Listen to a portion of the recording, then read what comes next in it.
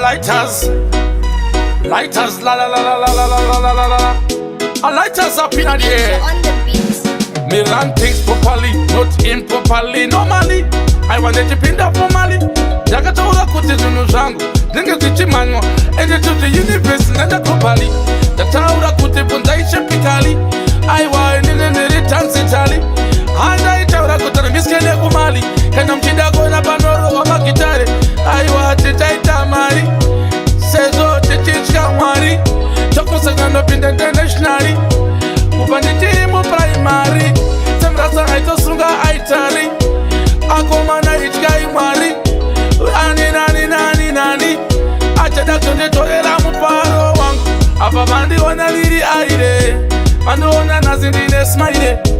veke vachitoda kundibhiringa riti another birthday ndonyora kamutayari ndotaura kaexpayari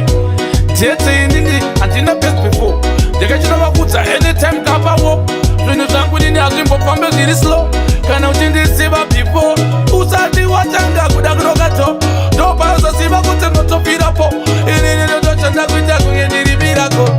vanofamba vachida kutondirwisa vanonyambuka rwisi vakamirako ndopandanovakudza kuti kusiyaso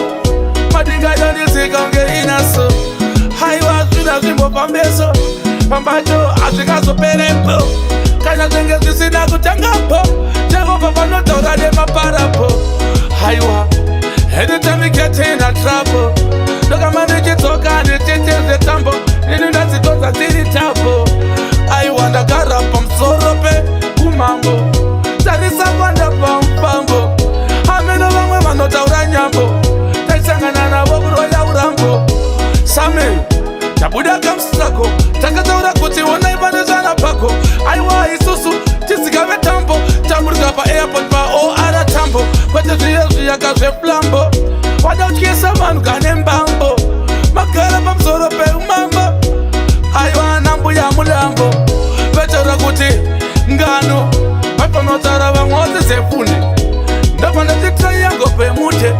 amusati maona mambo yerute aiwa ini nandivarefure but ndoti ndivarafure aiwa ava handipindure vetingaita imuvatsiure motokandwapira waudzimure aiwa vana vemahu vatamba dzavo kamahumbwe vatodandandibetera pulumbwe vaweze madinga zingadzidze tozatokoti hazvimanikidzwe